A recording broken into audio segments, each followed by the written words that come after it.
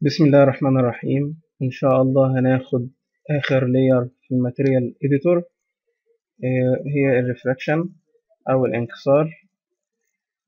الانكسار بيظهر أكتر في المواد الشفافة زي الإزاز والبلاستيك والمية، أو بيعتمد على الشفافية والانعكاس. يعني مثلا لو أنا عندي سطح زي ده كده، حاطط كورة. احنا بنستخدم الكورة عشان بتظهر فيها الليرات أكتر.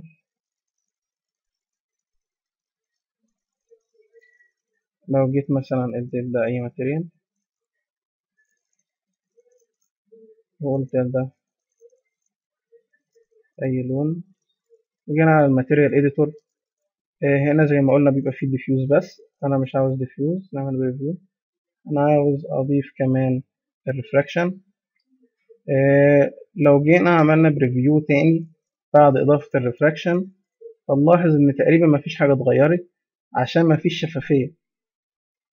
دي أول حاجة، لازم يكون في شفافية. فهاجي هنا من الشفافية هديله جزء بسيط هو اللي يظهر بس، أقول له بريفيو. بدأت فعلا تظهر معايا الانكسارات اهي، وهنا الانكسار عالي شوية، أعلى قيمة له. بنبدأ نقلل ونزود الانكسار ده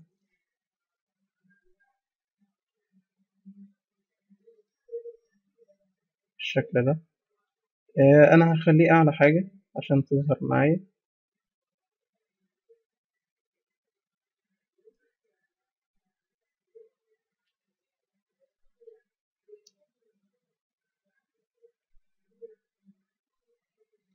البريفيو ده بيبقى رندرة، برضه بيبطئ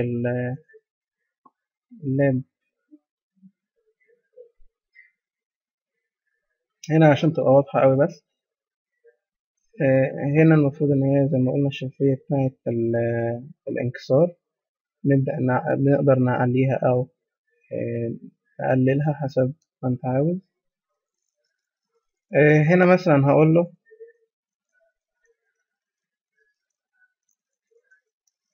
عمل لي ريندر هنا عشان برضه نشوف طيب. هنا الانبعاج ده مش انعكاس، يعني مش انعكاس للمحيط اللي حوالين الكرة دي، لا هو ده الجزء اللي ورا. هو ده شفاف، يعني المفروض ان المستطيل ده ورا، او المستطيل اللي هو الابيض الكبير ده ورا الكرة. بس هو عشان شعاع النظر بيخترق الكرة دي فبيبدأ ينكسر، عشان انا حاطط له انكسار، فبيبدأ يظهر لي بالشكل ده. فنقول له ريندر.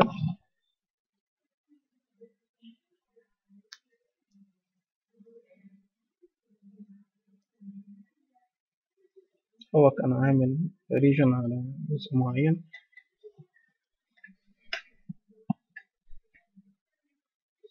نبدأ هنا هو الجزء، هو هنا مش شفاف أوي لأن أنا مش مخلي الشفافية 100%.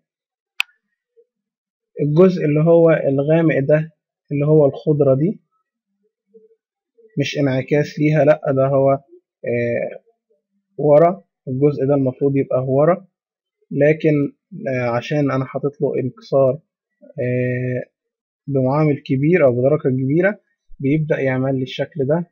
وده السما اللي هي الخط ده، المفروض اللي هو الخط ده. طيب أنا ده مش طبيعي، يعني مفيش حاجة بتبقى شفافة، وإلا كنت أنا خليتها شفافة وخلاص من غير ما أحط لها انكسار. أنا لو عاوز أعمل إزاز لازم يكون في درجة من الريفليكشن أو الانكسار. باجي هنا أقول له لأ، أنا مش عاوز انكسار بس، هحط انعكاس، آسف، درجة من الانعكاس ودرجة من الانكسار.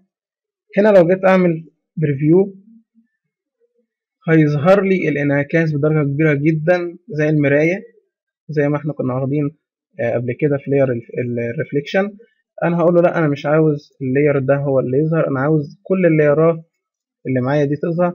فهاجي من ماتيريال من التكتشر اديتور واقول له انا عاوز تبقى في فريزنال كده. لما اجي اعمل بريفيو يبدا كل اللاير بتاع الديفيوز واللاير بتاع الريفراكشن والريفليكشن مع بعض يبدا يظهر لي جزء منهم هنا اهو. بدا يظهر الريفليكشن معايا. فهي كده لو جيت اعمل ريندر شوف الفرق.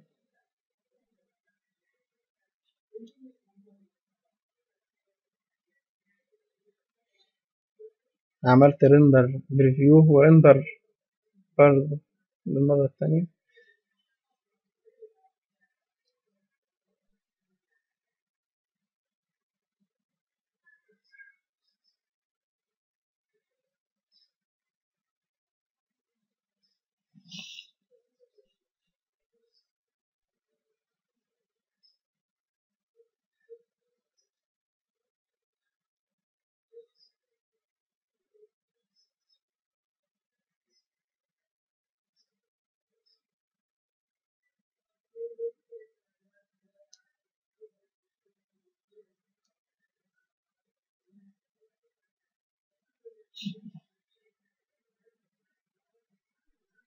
بدأ فعلا في سنة لمعان أو انعكاس للضوء تظهر أهي.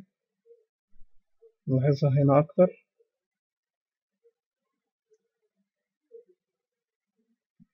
وعشان برضو نحس بالفرق هنزود ال IOR نخليه مثلا 5 للانعكاس وأجي أقول له ريندر نخليه جزء أصغر شوية ده مثلا. أقول له ريندر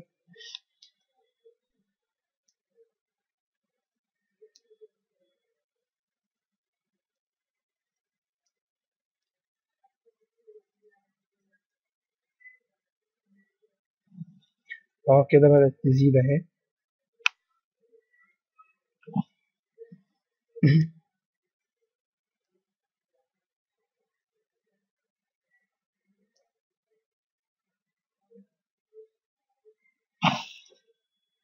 بدأت تزيد درجة الريفليكشن هي.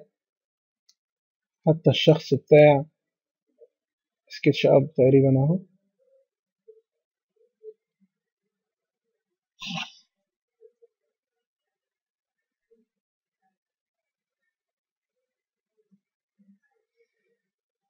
هنا بيعمل لي انعكاس وانكسار والديفيوز في نفس الوقت زي ما احنا قلنا. بس هنا عشان انا عليت الريفليكشن بدأت الانعكاس يبقى عالي.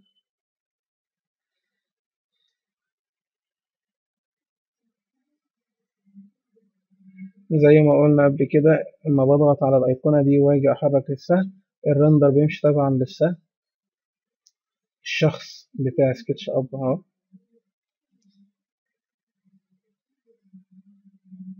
طيب ده لو انا عاوز اعمل ازاز ابيض بالشكل ده. طب انا في اوقات بنعمل ازاز بشكل تاني او بلون تاني زي الاسود او الاخضر او الازرق. باجي على الريفراكشن نقلل ده طيب شوية نخليه 3 عشان اللون يظهر معايا. واجي هنا في الريفراكشن اقول له انا مش عاوزه ابيض انا عاوز لون مختلف. عاوزه اخضر مثلا. اجي هنا على اي لون اخضر واقول له هنا بريفيو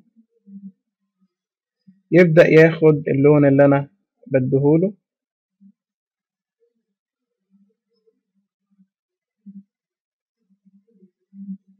ايا كان اللون بقى لو مثلا انا عاوزه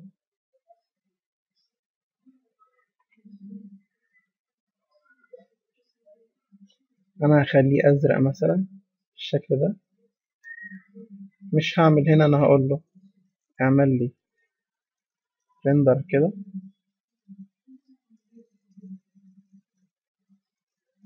عشان نحس بالفرق.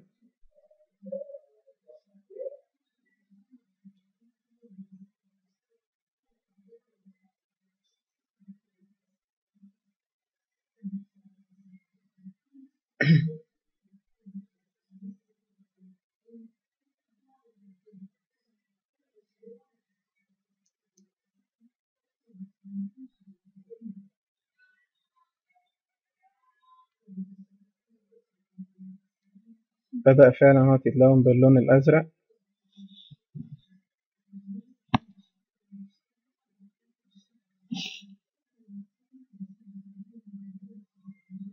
والمفروض طبعا للون ده بيظهر معايا الخيال أو خيال الانكسار ده. بدأ لونه يبقى أزرق، بس عشان أنا عامل برضو الانعكاس عالي قوي، فهنا 3 برضو تقريبا عالي. بتبقى بقى القيمة حسب ما انت شغال، بتقعد تجرب لحد ما تظبط معاك.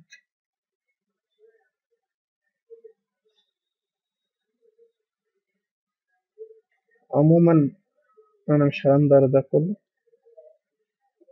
كل ما القيمة بتعلى والعدد اللايرات بيعلى، كل ما كان الريندر بياخد وقت أطول.